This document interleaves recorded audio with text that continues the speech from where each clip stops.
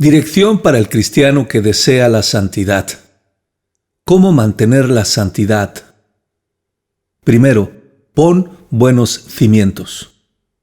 Solo hay un fundamento para edificar la bella estructura de la justicia: un corazón transformado por el poder santificador del Espíritu de Dios en ti. Tienes que ser santificado antes de poder vivir en santidad. Si un barco no está bien construido, nunca navegará bien. Si tu corazón no ha sido moldeado por la obra del Espíritu y formado según la ley de la nueva criatura, nunca tendrás un andar santo. Segunda carta a los Corintios capítulo 5 versículo 17. Es el aceite de la gracia en el corazón lo que alimenta la llama de la vida cristiana en la lámpara, la vida de santidad. Esta transformación completa del corazón debe examinarse con dos preguntas. ¿Qué opinas del pecado?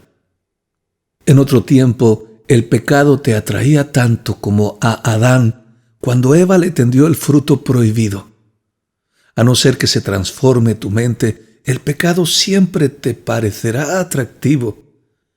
Las circunstancias pueden evitar que expreses este anhelo secreto de pecado, pero tu corazón siempre lo ansiará. Cuando dos amantes están separados por sus amigos, tarde o temprano uno se escapará para ir al otro, siempre y cuando su amor se mantenga fuerte. El deseo te atraerá una y otra vez, a no ser que te convenzas de odiarlo en la misma medida que antes lo amabas. ¿Estás contento de vivir en Cristo?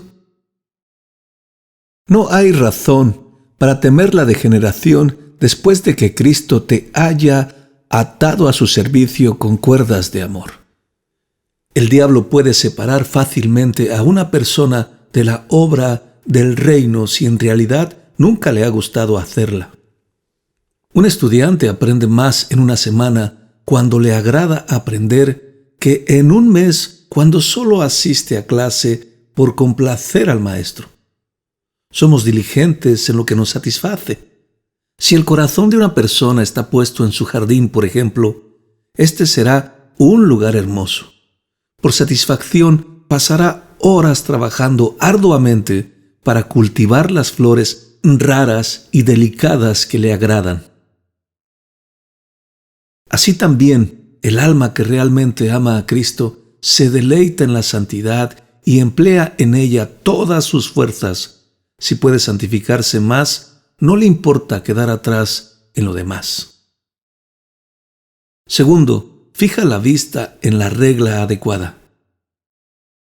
Todo llamamiento tiene su regla peculiar para seguir y hay que estudiarla a fin de poder comprenderla. Los medios y los métodos varían en las diversas profesiones terrenales y hasta en la misma profesión siempre hay una excepción o añadido en la regla. Ningún llamamiento cuenta con un modelo tan seguro y perfecto como el cristiano.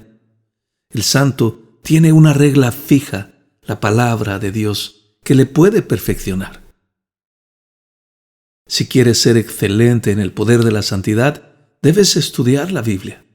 El médico consulta su Galeón, el abogado su Littleton, el filósofo con su Aristóteles, que son maestros respectivos de sus artes. ¿Cuánto más debe entonces el cristiano consultar la palabra para buscar respuestas y soluciones? Hermano, probablemente te sientas estirado en todas las direcciones.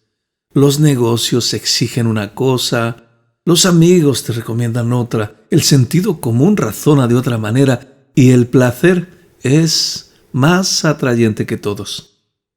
Entonces tienes que considerar en serio la pregunta de Josafat. ¿Hay aún aquí algún profeta de Yahweh por el cual consultemos? Primer libro de Reyes, capítulo 22, versículo 7. ¿No me abre Dios el entendimiento de su palabra para mostrarme a dónde puedo acudir para encontrar la verdad?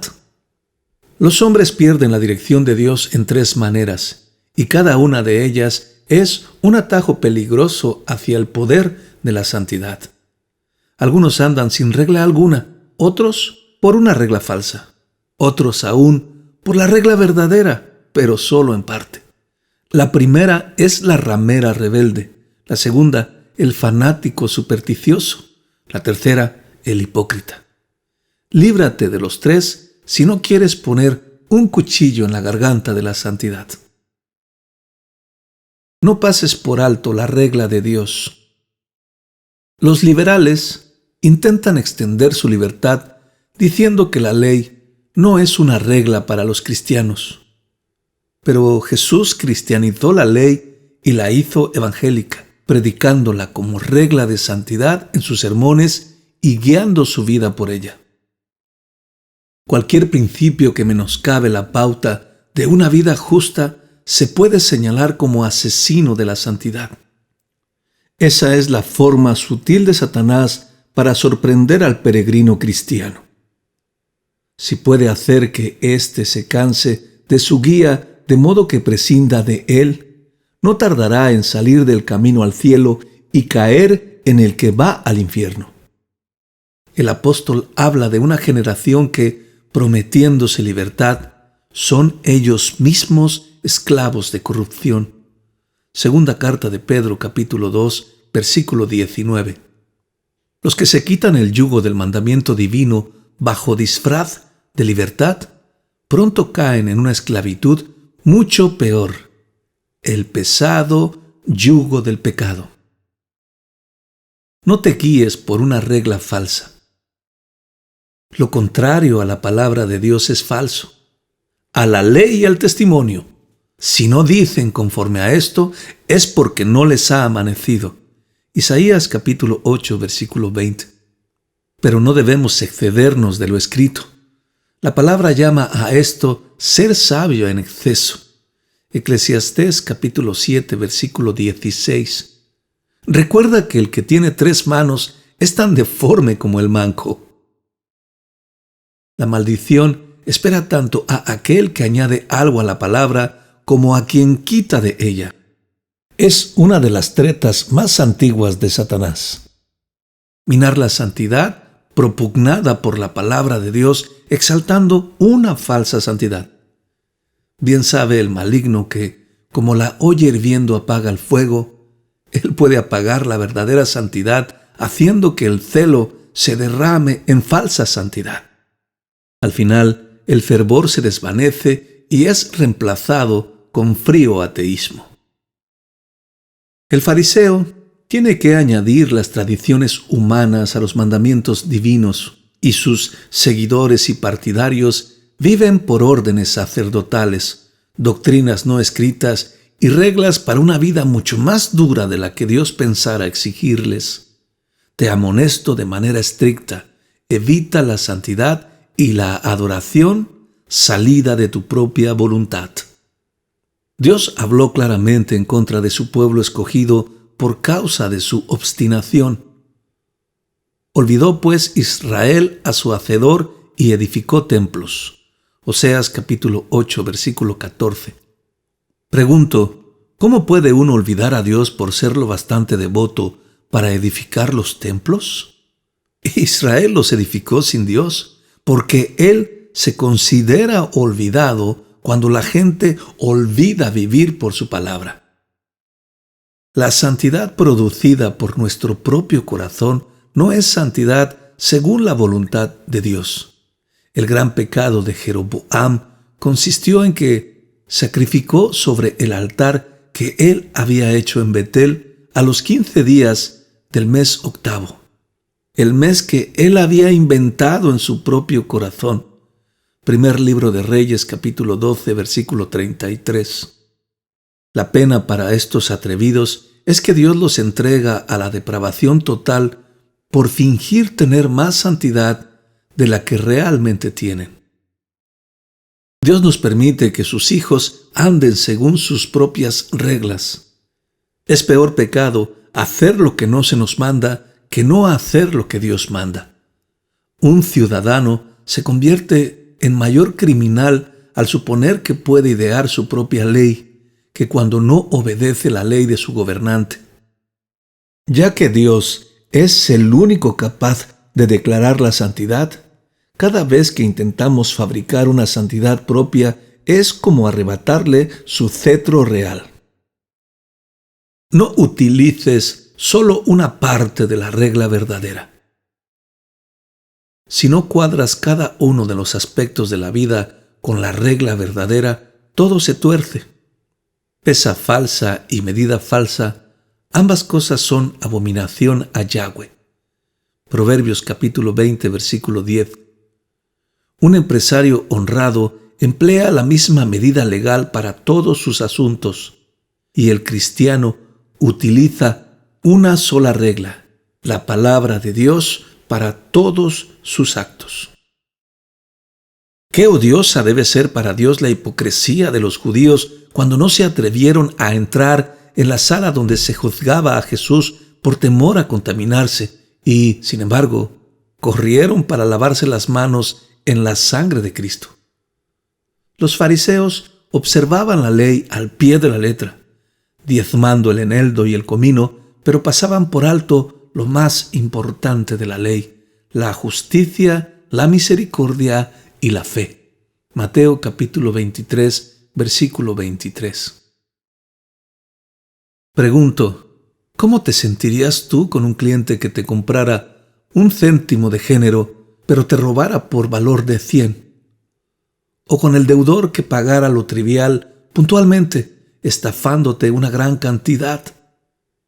Es una maldad terrible obedecer la palabra de Dios en asuntos mínimos como parte de una estratagema para cometer grandes pecados contra Dios en secreto.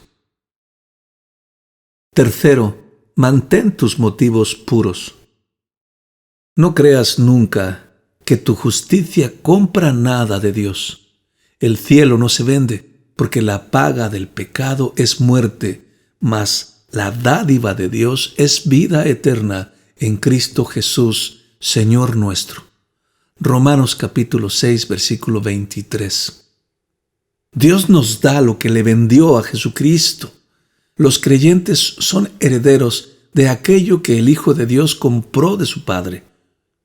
Al reclamar algo de Dios por nuestra propia justicia, nos excluimos de beneficio alguno de su justicia. No es posible estar en dos sitios a la vez. Si estamos apoyados en nuestra propia fuerza, no podemos permanecer en Cristo. La artimaña de Satanás consiste en agrietar la coraza de la justicia, golpeándola hasta que el metal ya no se resista. Cada vez que confías en esta distorsión, destruyes la naturaleza y el propósito de la armadura. Tu justicia se vuelve injusticia y tu santidad maldad. Pregunto, ¿hay algo peor que el orgullo, que desprecia el camino que Dios mismo ha trazado para salvar las almas? Si realmente quieres ser santo, sé humilde, porque las dos cosas han de ir juntas. ¿Qué pide Yahweh de ti? Solamente hacer justicia y amar misericordia y humillarte ante tu Dios. Miqueas capítulo 6, versículo 8. Dios no te ha pedido que ganes el cielo con tu propia santidad, sino que muestres amor y gratitud a Cristo, que lo ganó para ti. Así comprendemos la forma en que Cristo persuadió a sus discípulos a andar en santidad. Si me amáis, guardad mis mandamientos. Juan capítulo 14, versículo 15. Es como si dijera, ¿sabéis por qué vine y por qué me marcho del mundo? Pongo mi vida y la vuelvo a tomar para interceder por vosotros. Si valoráis estos hechos y el bendito fruto que se saca de ellos, probadlo amándome lo suficiente para guardar mis mandamientos. Cuando todo lo que hace el cristiano en unión con Cristo se ofrece como acción de gracias, entonces eso es santidad evangélica criada y alimentada con su amor. Ya que Cristo nos amó con amor fuerte como la muerte, respondemos como la esposa. Te daré mis amores. Cantares capítulo 8, versículo 6. Cantares capítulo 7, versículo 12. Esta esposa explica el contenido de su amor. Toda suerte de dulces frutas nuevas y añejas que para ti, oh amado mío, he guardado. Cantares capítulo 7, versículo 13. La esposa de Cantares había confesado su fe en Cristo y participado de su amor por ella. Ahora, para devolver su amor con gratitud, se ocupa por entretenerle con el fruto agradable de sus propias virtudes, recogidas de su santo comportamiento. No almacena estos frutos para alimentar su orgullo y arrogancia, sino que los reserva para su amado, para que él reciba toda la alabanza. Cuarto, toma a Cristo como ejemplo de la vida santificada.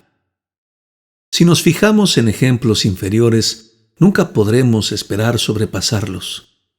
El cristiano más santo de la tierra es demasiado bajo para ser nuestro modelo, ya que la perfección en santidad no puede hallarse en el siervo más sincero del mundo. Ni siquiera Pedro, portavoz de los apóstoles, andaba siempre según el Evangelio, y los que insisten en seguir a tal o cual hombre inevitablemente se descarrían. El buen soldado solo sigue a su jefe de pelotón cuando éste está siguiendo a su capitán. Pablo dice: «Sed imitadores de mí, así como yo de Cristo». Primera carta a los Corintios, capítulo 11, versículo 1. Solo se debe seguir una doctrina en la medida en que concuerda con la palabra de Dios. El maestro no le da simplemente un papel pautado al alumno, sino que también le propone un modelo a seguir. El mandamiento de Cristo es nuestra regla y su vida nuestro modelo. Si quieres vivir una vida santa, no solo debes hacer lo que Jesús manda, hay que actuar como Él actuaba. Debemos esbozar cada letra o cada acto en la vida, en santa imitación de Cristo. Mediante la santidad, somos imagen del Hijo de Dios, representantes de Cristo, revelándolo a todos los que nos ven. Dos aspectos hacen que una cosa sea imagen de otra. Primero, el parecido. Segundo, la fuente. La leche y la nieve, ambas son blancas, pero no podemos decir que sean imagen la una de la otra, porque ninguna de las dos deriva su parecido de la otra. Pero un retrato sacado trazo por trazo de un rostro se puede llamar su imagen. Así que la verdadera santidad se deriva del Hijo de Dios cuando la persona pone delante a Cristo en su palabra y ejemplo. Se trata de una forma dulce de guardar el poder de la santidad. Cuando estás tentado a acercarte a la vanidad, mira el andar santo de Cristo y pregúntate: ¿soy como Él en mis pensamientos y en el uso del tiempo? Si Él estuviera físicamente presente en la tierra ahora, ¿haría esto? ¿No escogería sus palabras con mayor cuidado? ¿Diría tonterías? ¿Le gustarían mis amigos? ¿Gastaría tanto para complacer el cuerpo engullendo de una vez tanta comida que bastaría para alimentar a los hambrientos durante una semana? ¿Le importaría la moda, aunque su aspecto resultante fuera ofensivo y ridículo? ¿Ocuparía sus manos en pasatiempos que matan el tiempo? ¿Debo hacer cosas que me hacen distinto de Cristo? A veces nos gusta justificar nuestras prácticas con el nombre de alguna persona bien considerada a la que le parece bien. Esto nos lleva a la tentación. Cristiano, si tu conciencia te dice que a Cristo no le gustan ciertas cosas, suéltalas, aunque el cristiano más eminente del país las practique. Cuanto más estudies la vida de Cristo, mejor podrás reparar la tuya. Quinto, depende de Dios para tu santidad. La vid dará frutos mientras tenga un muro o un poste donde apoyarse. pero sin esa ayuda será pisoteada y no producirá nada. Si quieres practicar el poder de la santidad, no te apoyes en tu propia prudencia. Proverbios capítulo 3, versículo 5. Dios está dispuesto a ayudar a todo aquel que se lo pida, pero no garantiza ayudar a nadie que no dependa de Él. El camino cristiano al cielo se parece a aquellas playas donde el mar bate todos los días y las cambia tanto que sería peligroso que el viajero que las atravesó un mes antes se aventurara de nuevo por el mismo camino sin llevar un guía. Donde antes pisaba tierra firme, ahora hay arenas movedizas. Así, el cristiano que anda por un camino llano y liso puede encontrarse luego en el mismo sendero con una tentación que podría destruirlo, si no tiene la ayuda celestial que lo ampare.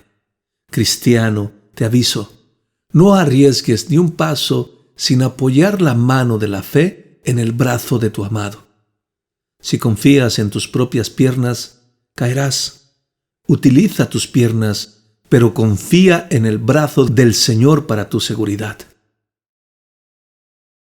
Sexto, escoge amistades espirituales. Evita los amigos impíos. Estropearán el poder de la santidad. ¿Usarías la misma copa que uno que tuviera una enfermedad infecciosa? El pecado es tan contagioso como la peste. No tiene sentido que un limpiador comparta casa con un minero del carbón. Lo que uno limpia, el otro lo llena inmediatamente de manchas de grasa negra. Deja de fingir. No puedes estar entre impíos por mucho tiempo sin que se contamine tu alma, la cual el Espíritu Santo ha purificado.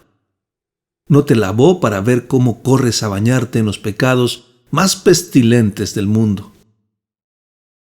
No debemos escoger un ambiente donde no podamos esperar mejorar a la gente ni a nosotros mismos. El Espíritu de Dios dijo que Abraham, por la fe, habitó como extranjero en la tierra prometida, como en tierra ajena, morando en tiendas con Isaac y Jacob, coherederos de la misma promesa. Hebreos capítulo 11, versículo 9. No convivió con los nativos de aquella tierra pagana, ni contemporaneizó para ganar su aceptación, sino que vivió con la familia de Dios, que compartía la misma promesa que él atesoraba. En lugar de trabar amistades o intentar mezclarse con los paganos, Abraham estuvo dispuesto a vivir como un extraño entre ellos. Los cristianos son un pueblo aparte. Se dice de Pedro y Juan que puestos en libertad vinieron a los suyos. Hechos capítulo 4, versículo 23. Los creyentes nunca deben unirse con los incrédulos. Pablo tenía esto en mente al preguntar a los corintios: ¿no hay entre vosotros sabio ni aun uno que pueda juzgar entre sus hermanos, sino que el hermano con el hermano pleitea en juicio, y esto ante los incrédulos? Primera carta a los Corintios capítulo 6, versículos 5 y 6. Te hago la misma pregunta. ¿No hay ningún cristiano en la ciudad a quien consultar? ¿Te es forzoso formar parte de un círculo inconverso? Por eso tu santidad no se fortalece. Cuando respiras el aire viciado, es como viento de levante que no deja que nada crezca ni prospere. Séptimo, rinde cuentas a un cristiano maduro. A veces el espectador ve más que el actor. Quien tiene un amigo franco que se atreve a hablar claro, tiene una fuente maravillosa de estímulo para el poder de la santidad. Algunas veces el amor al yo nos ciega tanto que no vemos ni una sola falta. Otras veces la autocondenación nos hace vernos peor de lo que somos. Mantén el corazón tierno, dispuesto a recibir la reprensión con verdadera mansedumbre. Quien no soporta la franqueza y el trato llano se hace más daño a sí mismo que a nadie, porque pocas veces escucha la verdad.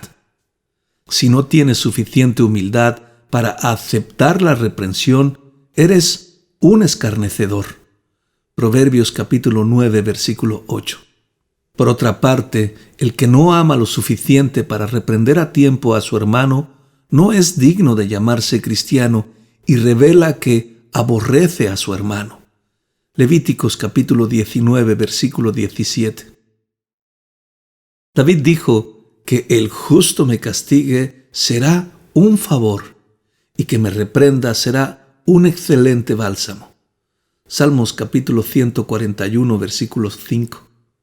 Él aceptaba la reprensión como si un hermano hubiera derramado un frasco de ungüento precioso sobre su cabeza, lo cual era una alta expresión de amor para los judíos. Sus actos respaldaban su palabra. Tanto Abigail como Natán tuvieron un celo santo al reprender a David. Abigail le advirtió acerca de sus traicioneras intenciones en cuanto a Nabal y su familia, y Natán le reprendió por su pecado contra Urías. Mientras Abigail evitó, por su amonestación a tiempo, que el rey pecara, Natán lo obligó a descubrirse y arrepentirse del terrible asesinato que ya había cometido. Observa esto, que no solamente prevalecieron estos dos en sus desagradables misiones, sino que se ganaron el amor de David por ser obedientes a Dios y fieles para con su amigo. David se casó con Abigail. Primer libro de Samuel, capítulo 25, y nombró a Natán su consejero personal. Segundo libro de Samuel, capítulo 12. Una razón por que muchos cristianos profesantes caen y pocos se mantienen en pie es que solo un pequeño resto de santos es lo bastante fiel como para reprender a otros en su justa medida. Prefieren murmurar con los demás, trayendo deshonra en lugar de ayuda. Cuando andamos en chismes, renunciamos a toda esperanza de ayudar al implicado. Es difícil hacer creer a un cristiano que vienes a sanar su alma después de haber herido su buen nombre. Octavo, contempla la santidad desde la perspectiva de la muerte. Pregunto, ¿conoces a personas que no les importa la necedad de su conversación, creen que no cuenta lo que hacen y en la práctica pasan por alto a Dios? Estos son los que desprecian a los cristianos que se niegan a sí mismos por el Evangelio y sonríen burlones ante el celo. Estos cristianos se dicen, ¿no encuentran un paso más cómodo que ir al galope para llegar al cielo? Pero vendrá la noche inevitable cuando la muerte se acerque para enseñarles su rostro. Cuando esos presuntuosos vean que no les queda otra elección que ir a la eternidad, estén listos o no para ellos, se enfrentarán a su sentencia de vida o muerte con una actitud bien distinta. De repente, la rectitud no les repugna tanto como antes. Algunos clérigos profesionales pueden opinar que sus vestimentas clericales son inadecuadas para la vida cotidiana en comunidad, pero estos mismos hombres tienen enorme interés en que se les entierre con todo su ropaje. Aunque esto es un relato formal de la vanidad llevada a sus extremos, nos proporciona una imagen muy clara. Los que viven disipadamente en esta vida desearán la cobertura de un hábito religioso al entrar en el otro mundo. Cierto joven, aficionado al placer, después de ver cómo Ambrosio triunfaba sobre la muerte, le dijo a su compañero de juergas: «Ojalá pudiera vivir contigo y morir con Ambrosio. Vano deseo. ¿Plantas cizaña y quieres cosechar trigo? ¿Llenas tu arca de tierra y buscas oro al abrirla? Te puedes engañar día y noche y convencerte de que podrías ganar pero Dios nunca será burlado. En tu muerte, el Señor te pagará con la misma moneda que atesoraste toda la vida. En resumen, pocos son tan malos y endurecidos que desconozcan la realidad de la muerte. Les pesa tanto la misma que tienen que evitar pensar en ella antes de pecar otra vez. Cristiano, que el conocimiento de la muerte sea tu compañero mediante una seria meditación cada día. Verás cómo supone una diferencia al final de la semana en cuanto a quienes eliges como compañeros. 9. Depende del pacto divino de gracia. Pregunto, ¿te das cuenta que la santidad de Moisés venía del Evangelio y no de la ley? Sus actos de santidad se atribuyen a la fe. Por la fe Moisés renunció a gozar de los deleites temporales del pecado. Por la fe dejó a Egipto. Hebreos capítulo 11, versículos 24 al 27. Para que tú también puedas conservar la santidad por este pacto, considera 3 verdades particulares en cuanto a la gracia.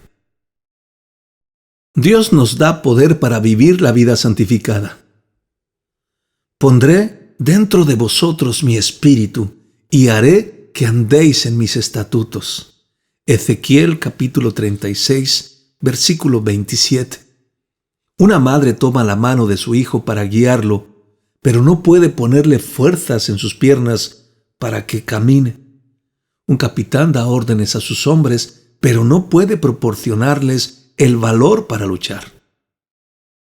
Ya que Dios ha incorporado su poder en sus promesas, se habla de ellas como las preciosas y grandísimas promesas que Dios nos dio para que por ellas lleguéis a ser participantes de la naturaleza divina. Segunda carta de Pedro, capítulo 1, versículo 4. Así nos influyen para la santidad, no solo los mandamientos divinos, sino las promesas. Así que, amados, puesto que tenemos tales promesas, limpiémonos de toda contaminación de carne y de espíritu, perfeccionando la santidad en el temor de Dios. Segunda carta a los Corintios capítulo 7, versículo 1. Cuando Dios mismo nos acompaña y promete pagar los gastos hasta llegar a casa, el viaje es maravilloso. Dios suministra plenitud de gracia en Jesucristo. El Padre ha puesto un tesoro rico y pleno de gracia en su Hijo para cubrir tus necesidades, por cuanto agradó al Padre que en Él habitase toda plenitud. Colosenses capítulo 1, versículo 19. Toda plenitud habita en Cristo.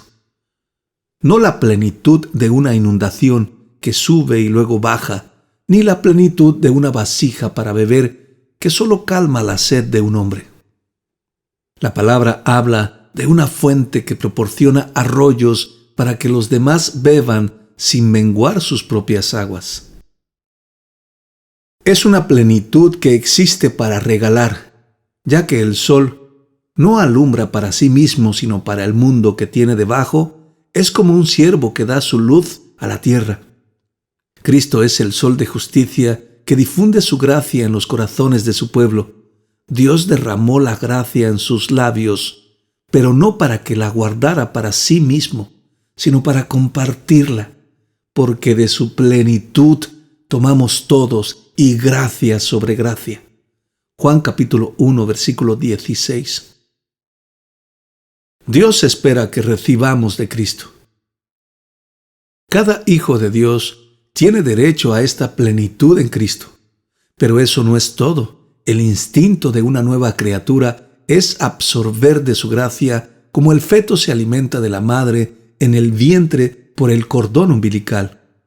Si tienes hambre de mayor santidad, recibe más gracia de Cristo.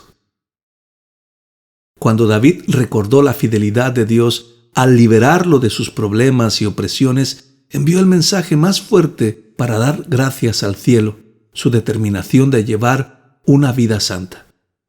Andaré delante de Yahweh en la tierra de los vivientes.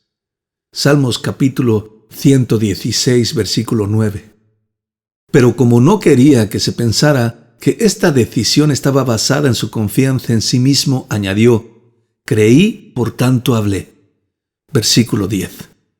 Primero, ejercitó su fe en Dios para recibir fuerza y luego le prometió que lo haría.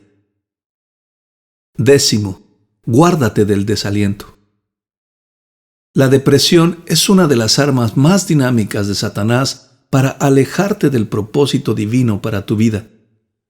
Si puede esparcir un poco de desánimo aquí y allá en tus pensamientos y hasta en tus oraciones, podrá convencerte para que te quites la coraza de justicia, por ser pesada y en contra de tus intereses temporales y materiales. No te rindas tan fácilmente. Primero describiré algunas armas demoníacas para desalentar a los cristianos. Luego quiero ayudarte un poco para que le obligues a rendir sus armas a tus pies. Dios quiere que sepas que, por causa de la coraza de justicia que Él te ha dado, ningún arma forjada contra ti prosperará.